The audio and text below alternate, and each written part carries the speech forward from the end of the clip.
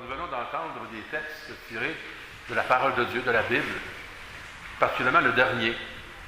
Il y a un message dans ce texte-là. Et je pense que le message, c'est que Jésus et le Père, Dieu le Père, n'ont pas la même façon de voir les choses que nous.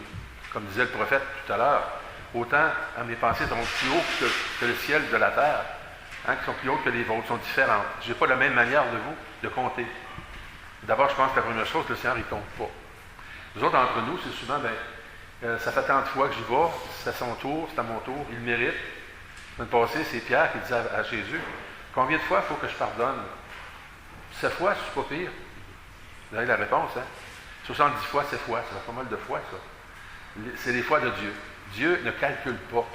Il ne regarde pas si on le mérite, si on ne le mérite pas. Tout le monde a sa place dans le cœur de Dieu.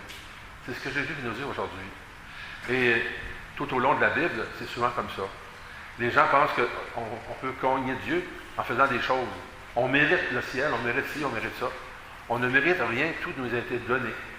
À partir du baptême, pour les chrétiens que nous sommes, à partir de la création, Dieu, c'est un être généreux qui ne compte pas. Un peu comme souvent les parents sont comme ça. Ça ne compte pas. On en redonne, puis on en redonne. On donne du temps aussi, puis de l'énergie, parce qu'on aime nos enfants. Bien, Dieu, encore mieux. Alors, il nous dit aujourd'hui, à travers Jésus, je ne compte pas les tours. Que tu rentres dans mon service plus tard dans ta vie, à quelque moment que ce soit, tu es toujours le bienvenu, c'est le même salaire. Le salaire de Dieu, c'est d'être ses amis, c'est de trouver en lui la paix, comme Paul. Paul, qui est en prison, qui se demande s'il va être exécuté, il dit, j'aimerais bien ça partir pour aller vers le Seigneur, me reposer, mais s'il veut que je reste sur la terre, je vais continuer à travailler pour lui, parce que j'ai découvert en lui quelqu'un qui donne un sens à ma vie, quelqu'un qui nous invite aujourd'hui à être ses ouvriers, quel que soit le moment de notre vie, quel que soit notre âge, il y a toujours de l'ouvrage pour tous les chrétiens que nous sommes. Et c'est bien ce matin qu'on voit nos jeunes, une vingtaine de jeunes de chez nous qui se sont engagés dans cette voie de découvrir la grande aventure avec Jésus. Et on a besoin d'ouvriers. Il y a aussi des catéchètes. Il y a Véronique, il y a Ghislaine, Alphonse. Il y a aussi Nicolas. Puis il y a Michel aussi qui travers tout ça. Et il y a bien des gens qui travaillent pour accompagner nos jeunes, mais il y a aussi vous autres, les parents. Je pense que c'est très important de découvrir votre présence, votre intérêt. Et les grands-parents aussi, encouragez vos jeunes. On va vous demander tout à l'heure de prier pour eux d'une façon spéciale. Parce que la foi, c'est pas quelque chose qu'on souhaite jeune, puis on met ça de côté au cas qu'on ait besoin. C'est une aventure qui doit nous accompagner tout au long des étapes de notre vie. Les premières, les dernières, Dieu est toujours au rendez-vous. La récompense, quand on est avec lui, on trouve un sens à notre vie.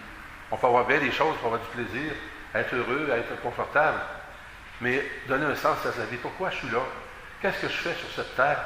Qu'est-ce que je peux faire de bien pour aider mes frères? C'est ça que Dieu nous demande. Puis il n'y a pas d'heure, il n'y a pas de moment. Le Seigneur a un bel exemple de travailler à la dernière minute pour le Seigneur, avoir la même récompense.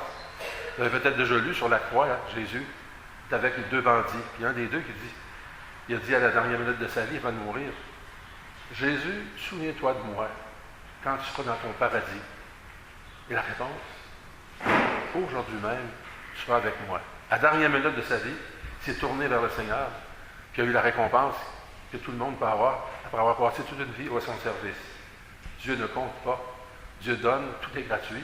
Il s'agit de reconnaître les dons qu'il nous a faits, nos qualités, nos talents, de les développer, de les mettre au service des autres. C'est ça qu'il nous propose aujourd'hui. Mais autant les enfants, les jeunes, les adultes, les aînés, on a tous quelque chose à faire. Ne serait-ce qu'un petit encouragement, un petit mot, une visite. On ne sait pas ce qu'on peut faire, mais chaque chose compte pour les ouvriers de Dieu. Alors rendons-lui grâce de vouloir nous employer aujourd'hui, de nous faire confiance avec nos limites, nos qualités, notre âge, notre aventure, nos expériences.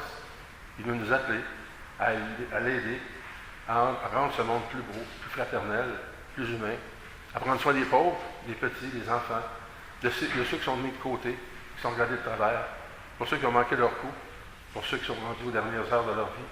Il y a toujours d'ouvrage à faire. Dieu nous invite à son chantier. Rendons-lui grâce de cette confiance et nous allons communier tout à l'heure pour recevoir cette force. Non seulement de dire Seigneur, ça va mal à faire, mais de s'embarquer, de le suivre. Et nous allons prier pour nos jeunes que cette aventure les rapproche de Dieu et les rapproche de vous, les parents, qui allez les accompagner tout au long de cette nouvelle année qui commence. Amen.